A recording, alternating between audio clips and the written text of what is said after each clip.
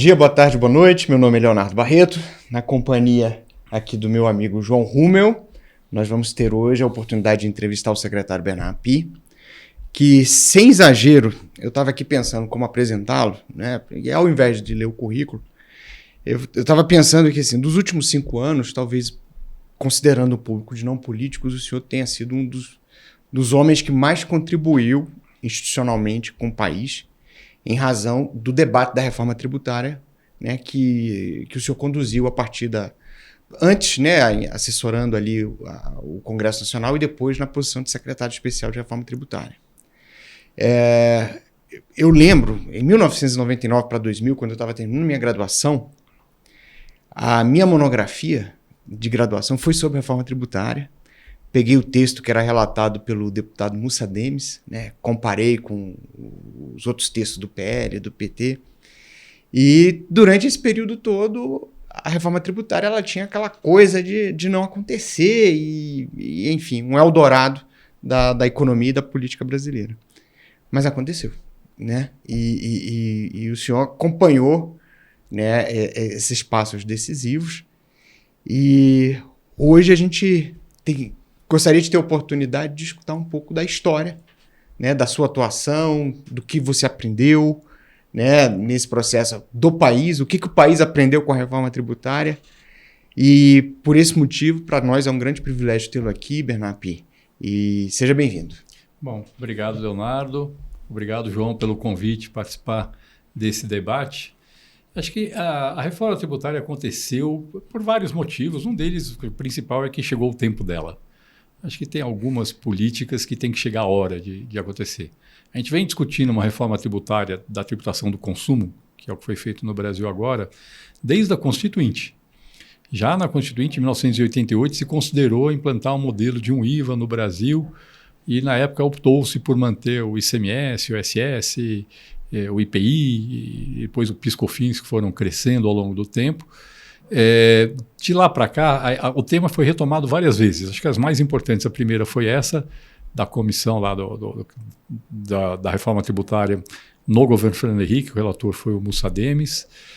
Depois, no começo do governo Lula, em 2003, teve uma tentativa também que não foi bem sucedida. No segundo governo Lula, em 2008, teve mais uma tentativa que não foi bem sucedida.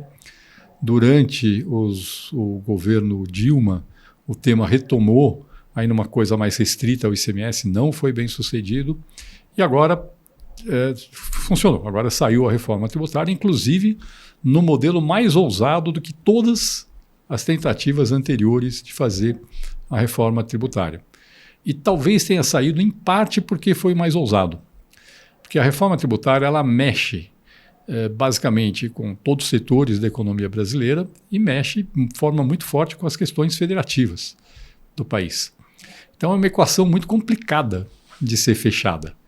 E a reforma tributária agora saiu porque ela buscou tentar fechar todos os lados da equação simultaneamente. Então, por exemplo, os impactos federativos da reforma, essa reforma, por conta do seu desenho que prevê uma cobrança centralizada do IBS, que é o Imposto dos Estados e Municípios, ela permitiu uma transição de 50 anos da atual distribuição de receita entre Estados e municípios para aquela que resulta das mudanças no sistema tributário. E isso mitiga muito a resistência à reforma tributária. Então, acho que o fato dela ter sido abrangente e ousada permitiu superar resistências que eram um entrave para aprovação. Mas é uma construção coletiva. Tudo bem, eu estou aqui nessa fase final de aprovação da reforma tributária, mas tudo que a gente está fazendo foi o resultado do aprendizado que vem desde a época da Constituinte até agora. E quando você aprende com os erros do passado, você tenta encontrar a solução que tenta mitigar as resistências que inviabilizaram a aprovação nas tentativas anteriores. Mas eu gostaria de entender assim, duas coisas sobre todo esse nosso processo, né? O que o Brasil aprendeu para aceitar trocar essa substituição? Qual o papel que os estados tiveram? Eu acho que o sistema tributário, como você falou, ele está muito relacionado à divisão e à organização federativa do país, né? Se isso aconteceu porque houve uma falência do modelo anterior, ou se houve um processo de evolução institucional, como é que foi esse processo de discussão para que a gente pudesse chegar no tempo da reforma tributária? Tá. Bom, primeiro, vamos tentar explicar o que é a reforma tributária, né? Ela substitui 5 tributos atuais, que são o ICMS, que é dos estados, o ISS, que é dos municípios, PIS e COFINS, que são da União, e o IPI, que é da União, por um modelo que a gente chama de um IVA dual, um Imposto sobre Valor Adicionado, em que tem 2 tributos com a mesma legislação. O Imposto sobre Bem e Serviço, o IBS, que é dos estados e municípios, vai ser gerido conjuntamente pelos estados e municípios, e a CBS, a Contribuição sobre Bens e Serviços, que é da União. O motivo pelo qual a gente conseguiu chegar nesse modelo tem vários fatores. Eu acho que um deles assim, a falência, sobretudo do ICMS. Os próprios estados entenderam que o ICMS se tornou um tributo completamente disfuncional. Ele se tornou disfuncional em parte pelo fato que ele tem uma base de arrecadação restrita, que pega só operações de circulação de mercadorias, de serviços de transporte e comunicação,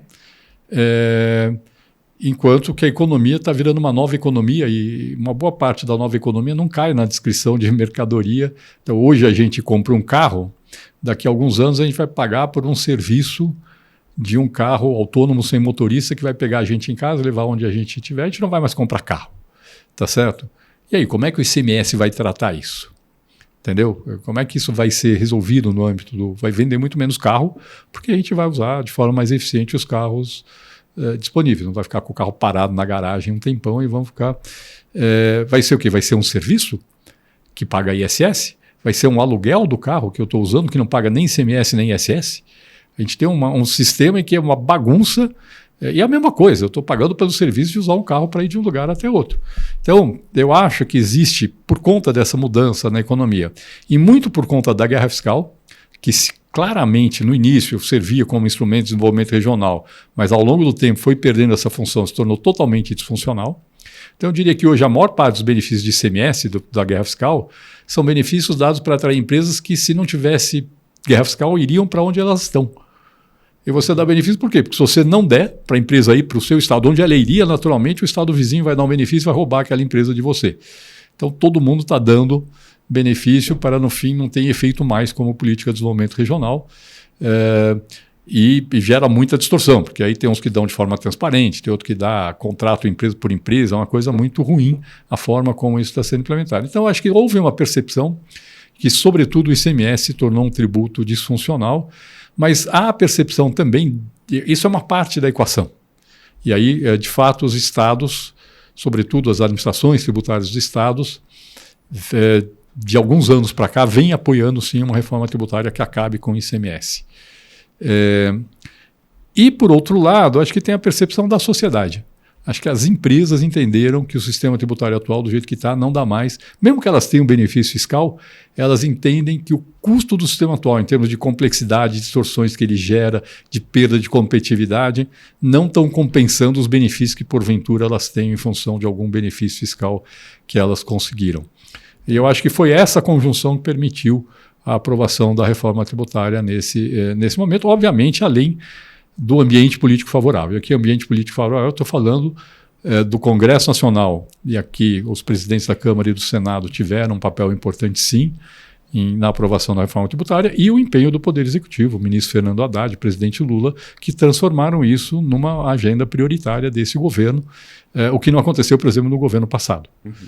Então, eu acho que é esta conjunção, ou seja, a parte federativa, sobretudo lá dos estados, a parte da percepção das empresas e da sociedade que o sistema tributário atual simplesmente está tendo um custo muito elevado em termos de perda de potencial de crescimento do país, e o empenho político do Congresso e do governo que permitiram a aprovação da reforma tributária.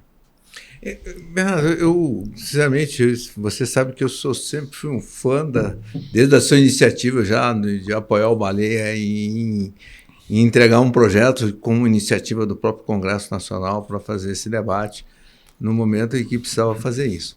E eu sempre eu achei que até o mesmo setor que naquele momento eu representava, que era o setor agropecuário, não entendia muito bem o que era essa proposta do IVA, tá certo? Fazendo interpretação. E eu fazia muito questionamento que eu fazia para eles o seguinte: quando eu falo sobre consumo, as empresas que estão no meio da cadeia não pagam imposto, elas simplesmente antecipam um recurso, mas quem paga é o consumidor final. E nessa visão de lobby, a discussão é a seguinte: o meu setor vai pagar mais imposto, o meu setor vai pagar menos imposto.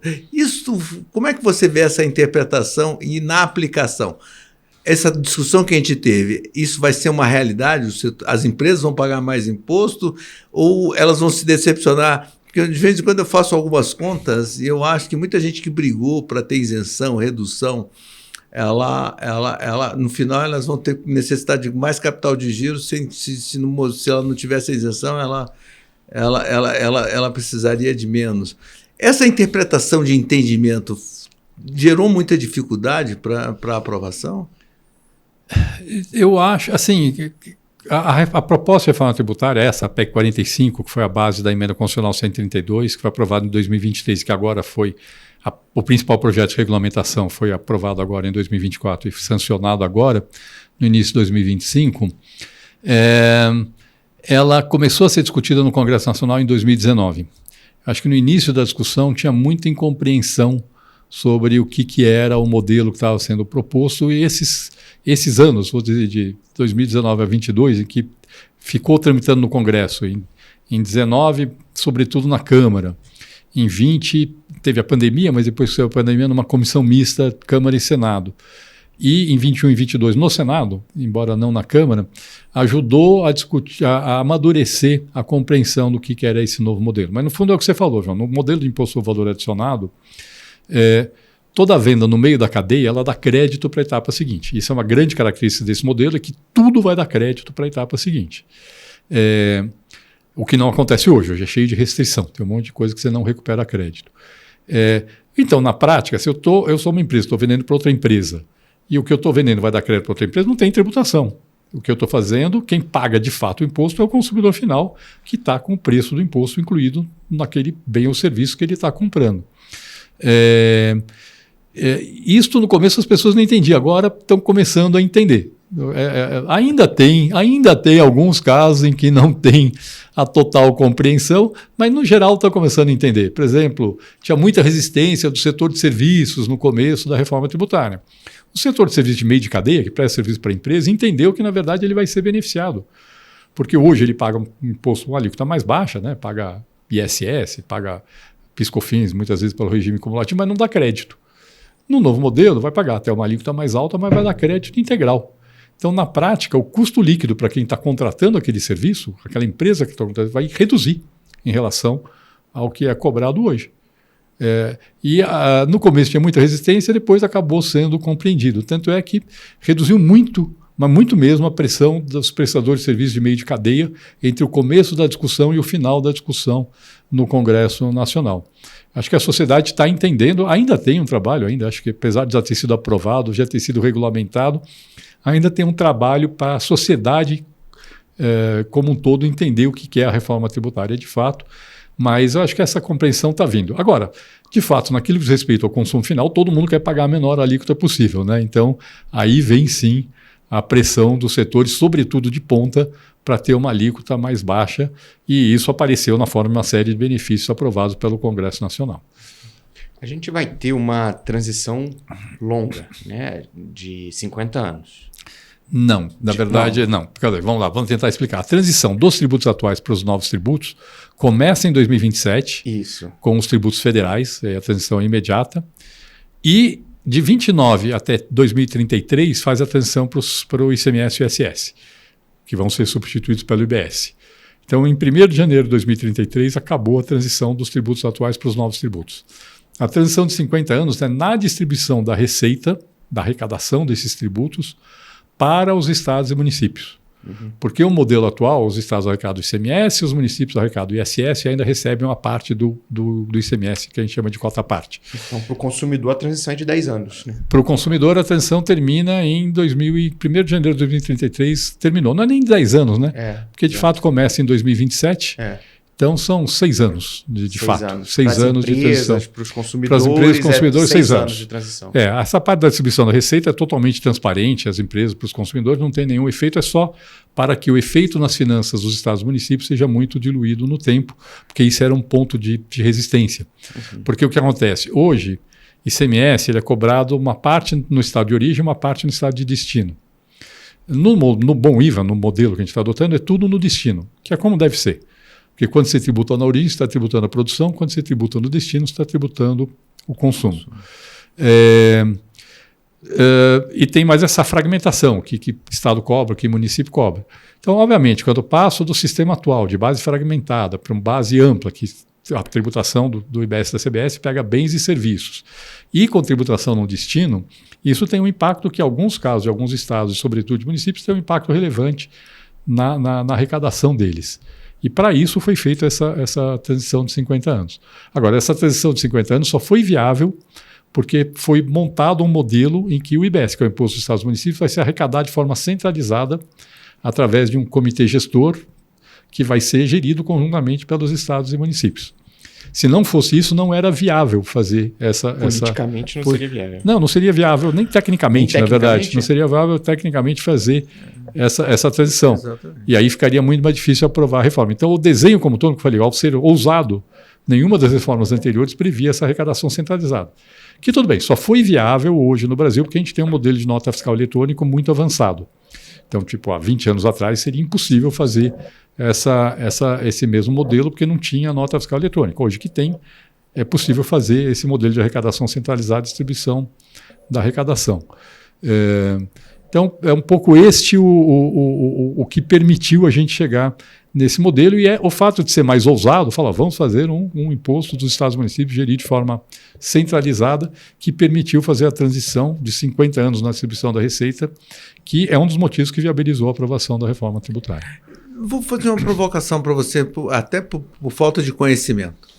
Olha só, quando eu coloco uma arrecadação centralizada, onde eu vou ter um sistema de nota fiscal eletrônica e de pagamento no lugar único, eu vou ter que ter uma conta, uma contabilidade desse fundo, tá certo? Em função do CNPJ, do CPF e do CEP, né? Porque esse é o destino final.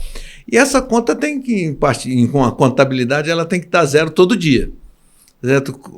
Essa transição ao longo do tempo vai ter que ter um fundo de compensação disso. Isso, como é que você... Só para mim entender, como é que vai ser isso? Porque é o seguinte, a partir do momento que eu começo a colocar lá, cada CEPzinho vai ter que ter uma conta zero. Eu tenho direito a receber, pagar isso, o CNPJ também, e tem que estar zerado isso. Como é que fica essa transição ao longo do tempo para fazer essa compensação? Tá, na verdade, como é que funciona o modelo? O imposto, de fato, como eu falei, quando você está fazendo uma operação entre empresas, você não está arrecadando imposto, porque a empresa que adquiriu tem direito a crédito.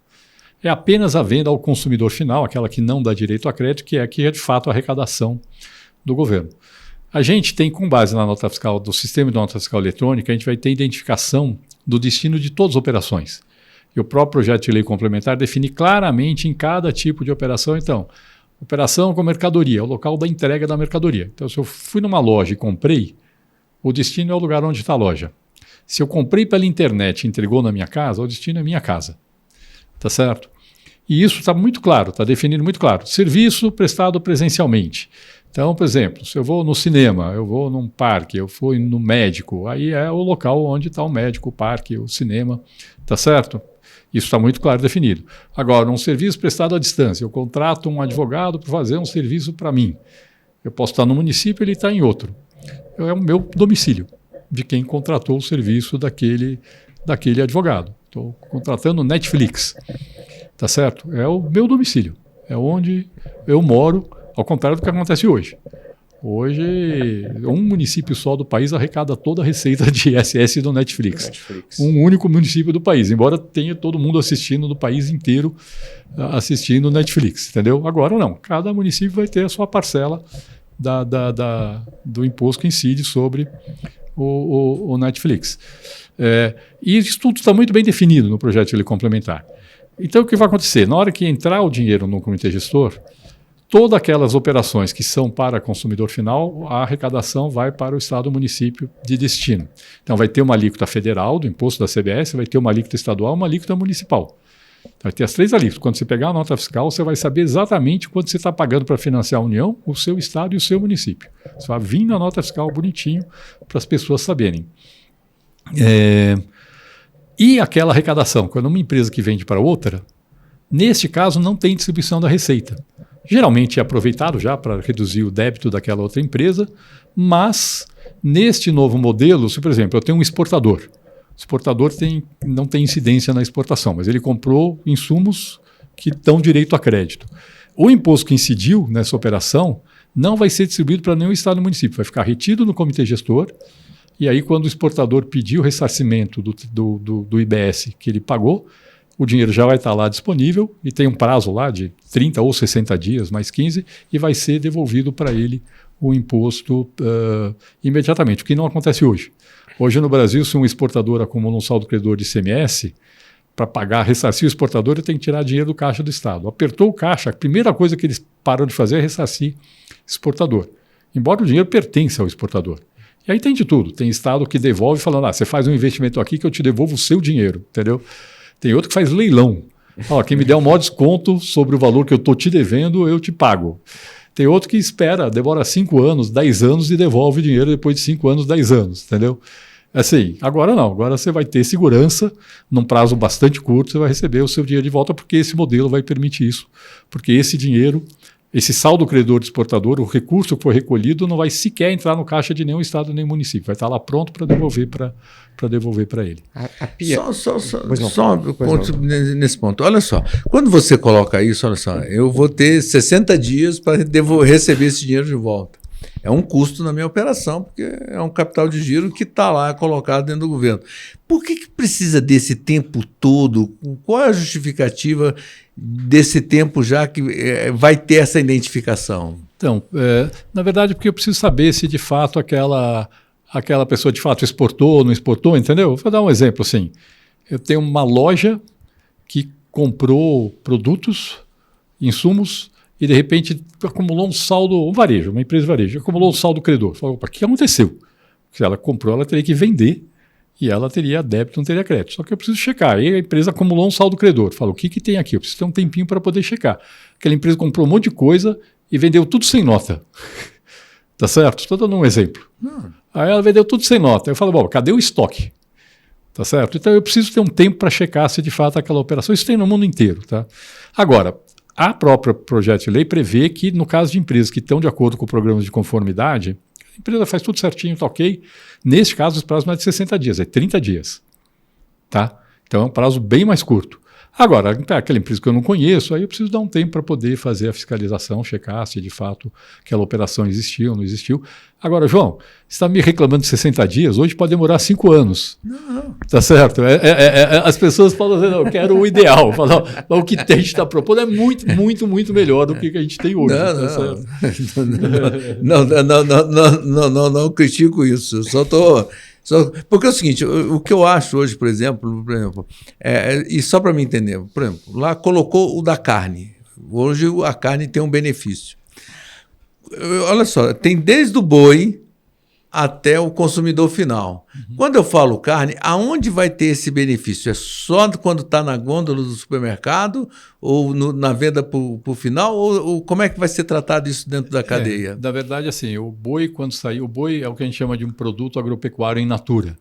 Os produtos agropecuários in natura, pelo texto que saiu da emenda constitucional, vão ter uma redução em 60% da alíquota, ou seja, vão pagar 40% da alíquota padrão do imposto. Vai vir com uma alíquota reduzida, vai para o frigorífico.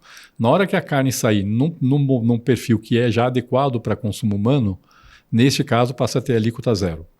Então, se ela já está pronta para consumidor humano na saída do frigorífico, vai ter alíquota zero. Se ela ainda não está pronta para consumo humano, vai ter alíquota reduzida e quando chegar no supermercado, que eu preparo para consumo humano, aí vai ter alíquota zero. Então só um questionamento.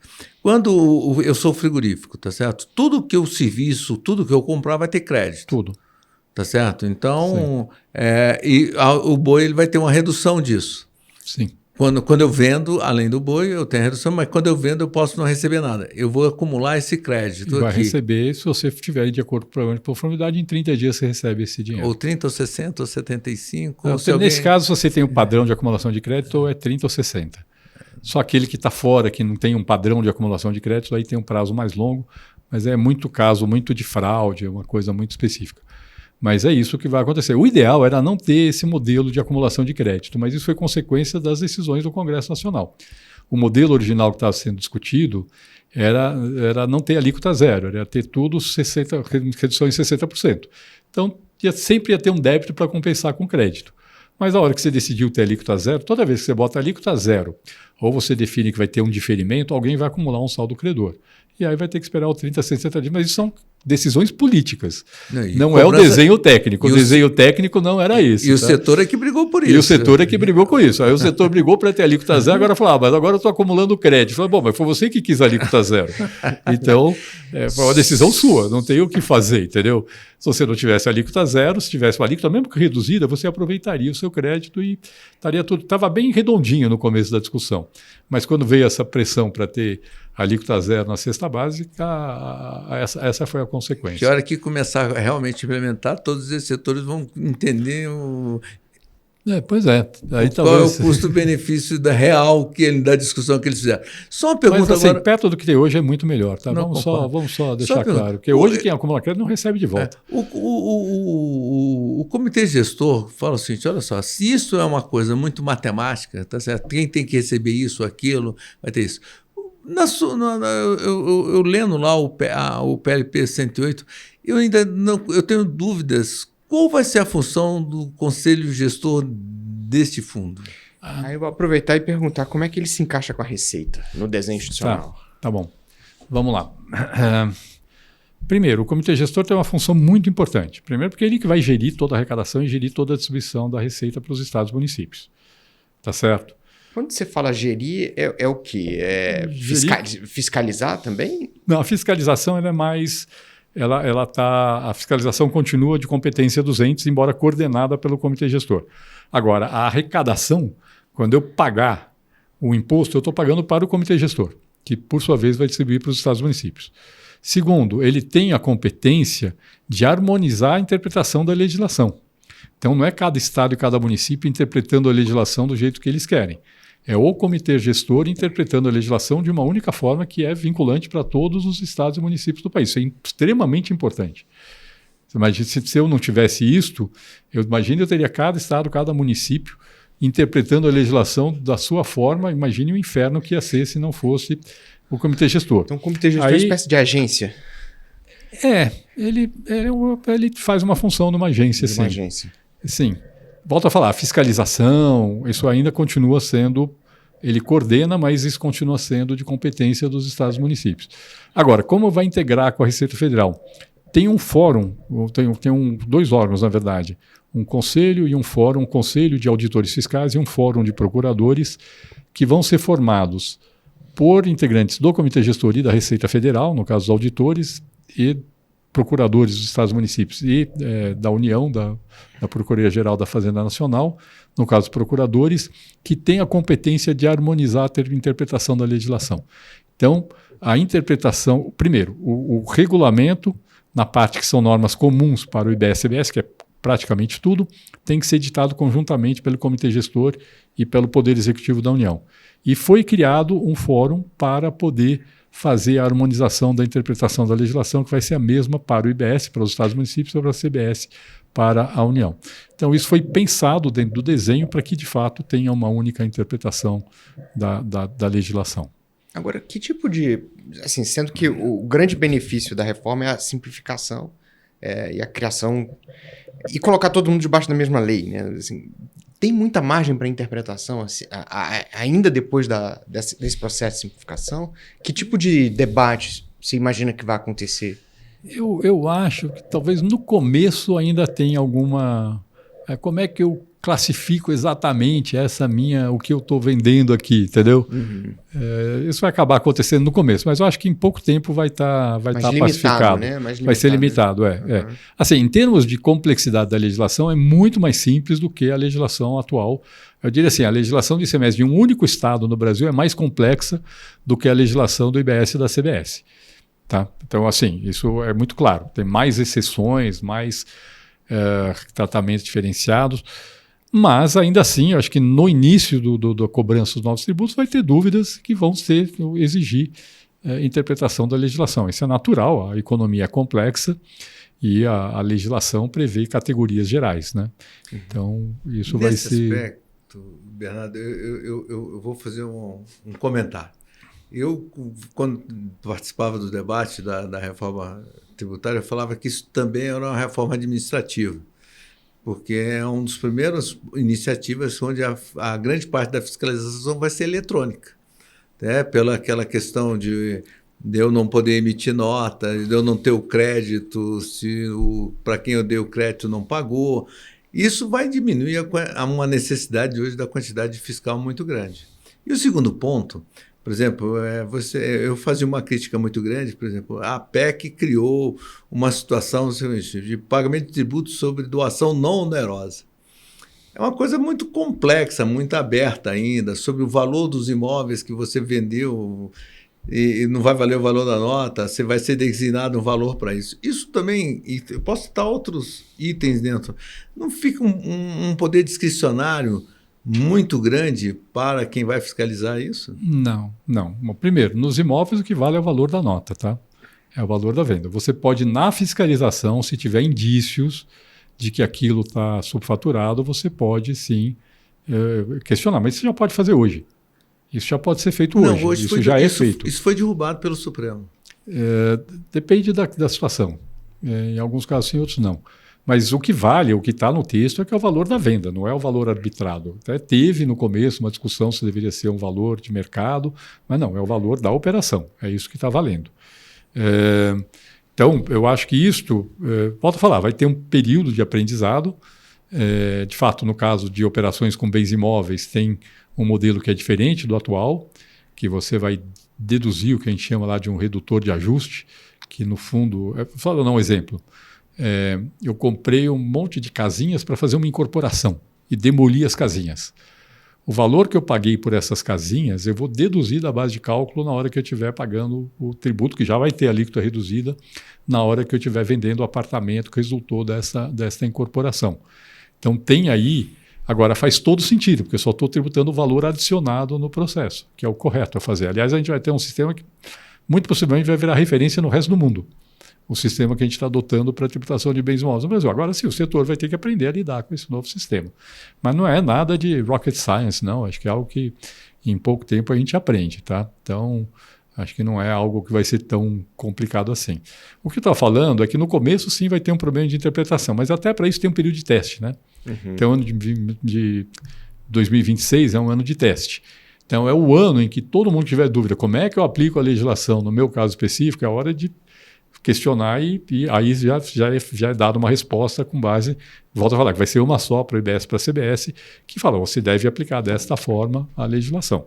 Acho que isso esse é um período importante, esse período inicial, para que todo mundo tenha segurança na hora que realmente começar a ser cobrado os novos tributos em 2027, desculpe, que todo mundo já saiba como é que vai ser tratado a sua situação específica. A PI caminhando para o final, vamos falar da alíquota, né? Como é que está a expectativa para a construção dessa alíquota? Eu sei que ela vai ter que ser construída durante o período de teste, né? Até para avaliar o potencial de arrecadação, mas existe uma preocupação grande de que isso gere inflação, gere perda de competitividade. Como é que estão as expectativas em relação à construção da alíquota? Bom, vamos lá. A reforma tributária ela tem como uma das principais diretrizes a manutenção da carga tributária. Ou seja, a arrecadação dos tributos atuais, que vão ser extintos como proporção do PIB, vai ser mantida no novo modelo. O ano de referência para estabelecer... Tem algum ano de referência para estabelecer? Tem ano de referência. Tem um período 2012-21 para a CBS e tem um período mais recente para o IBS. Tá. mas tem um período de referência já definido na legislação, e ela vai manter a arrecadação como proporção do PIB. Tá certo? Esse é o objetivo da reforma tributária. A reforma tributária, ela vai... O que acontece? Fala o seguinte, existe uma alíquota, nós chamamos de alíquota padrão, que é aquela que é adotada em todos os casos que não tem um tratamento específico. Óbvio que quando você, por decisão política, falou, eu vou dar uma alíquota reduzida ou alíquota zero para o setor X e para o produto XYZ, para o serviço XYZ, a alíquota padrão tem que ficar mais alta para poder compensar o fato de que eu vou arrecadar menos naqueles que têm alíquota reduzida. A gente estima que vai ser algo próximo de 28%. A gente só vai saber de fato durante a transição. Tá? Isso vai ser, a alíquota vai ser definida, mas a gente estima algo próximo a 28%. Agora, é uma alíquota menor que a atual. Esse é um ponto importante da gente entender. Se eu for pegar o caso do produto que paga... O que é uma alíquota padrão hoje para um produto? É um produto que paga ICMS pela alíquota padrão e paga PIS/COFINS pelo regime não cumulativo.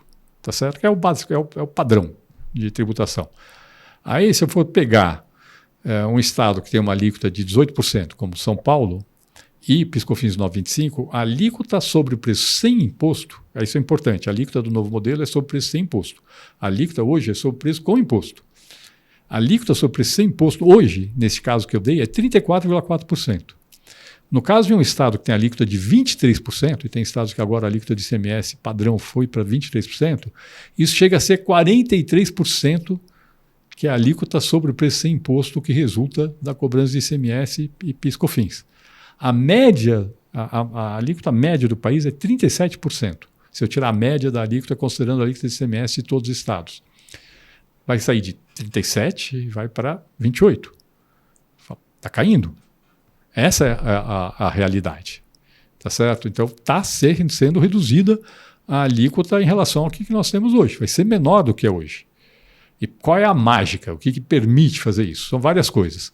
O novo modelo é desenhado para reduzir fraude, sonegação e inadimplência. Então, fraudador, sonegador vão pagar imposto que não pagam hoje e o bom pagador vai pagar menos porque a alíquota vai ser mais baixa. Segundo, ela elimina uma série de benefícios fiscais. E a eliminação dos benefícios fiscais permite eu ter uma alíquota mais baixa do que aquela que eu tenho hoje. Então, o efeito, o que permite ter essa alíquota menor é, na verdade, a eliminação de benefícios fiscais e a redução de sonegação, fraude. E existe muita, tá? Vou dar um exemplo. Pode ter um problema enorme no país de nota fiscal fria, de empresa, que é uma empresa de laranja, que emite um caminhão de nota fiscal, desaparece, não paga nada, e aí a empresa que comprou aquele produto tem direito a um crédito que você tem que provar que aquela operação não existiu para poder não dar direito ao crédito. No novo modelo isso não vai acontecer mais. O novo modelo é desenhado para que isso não aconteça.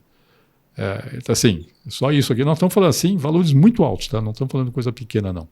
Estamos falando de fato de valores muito elevados. Isso tudo, quem vai se beneficiar é o bom pagador, que vai ter uma alíquota mais baixa, porque eu estou reduzindo uma situação de fraude que existe hoje, que é bastante difundida no nosso país. Para aquelas empresas e setores que têm benefícios de ICMS, vai haver uma transição ou quando que terminam esses benefícios? Tá, os benefícios já terminariam, de qualquer forma, no final de 2032, tá? Já terminariam pela Lei Complementar 160. Isso, 160. O que foi feito é que vai ter... Os benefícios em si vão ser reduzidos de 2029 até 2032 e extintos em 2033, que já seriam pela Lei Complementar 160, mas uma boa parte desses benefícios, que são basicamente os industriais, eles vão ter direito, as empresas vão ter direito a uma compensação através de um fundo de compensação de benefícios fiscais de 2029 a 2032. Então, eles vão caindo, mas vai ter uma compensação. Outros benefícios, como os comerciais, portuários, não. Esses não vai ter compensação, porque a própria Lei Complementar 160 já previa que eles iriam ser reduzidos, inclusive num ritmo mais rápido até do que vai ser agora, e não teria nenhuma compensação. Então, não se gerou nenhuma insegurança jurídica. Quem tinha um benefício concedido e que esperava recebê-lo até 2032 vai ser compensado. e quem já estava previsto a redução do benefício vai ter a redução do benefício. Bem.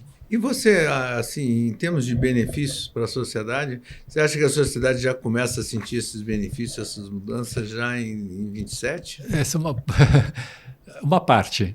O impacto positivo para a sociedade é muito grande. Acho que essa é uma pergunta bem importante. Bom, o que a reforma tributária faz? O principal efeito dela, ela tem vários efeitos positivos, mas o principal efeito dela é aumentar o potencial de crescimento do país, o que a gente chama de PIB potencial. São 3 fatores: a redução da complexidade, a desoneração de investimentos e exportações e a correção de uma série de má alocação do investimento que resulta do sistema tributário atual. Então, só para dar um exemplo, hoje no Brasil, por conta do sistema tributário atual, tem a situação de um caminhão que sai do estado A, vai para o estado B, vai para o estado C e volta para o estado A, carregando uma mercadoria só para pagar menos imposto. É óbvio que tem uma coisa muito errada no nosso sistema tributário, tá certo? Um sistema tributário que estimula um caminhão a dar uma volta por 3 estados para pagar menos imposto, tem alguma coisa muito errada no nosso sistema tributário.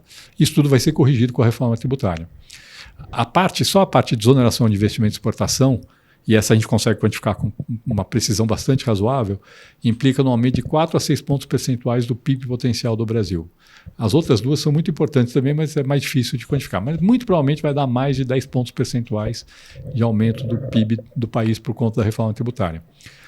Os efeitos aparecem, provavelmente, o grosso dos efeitos, até uns 5 anos depois do fim da transição.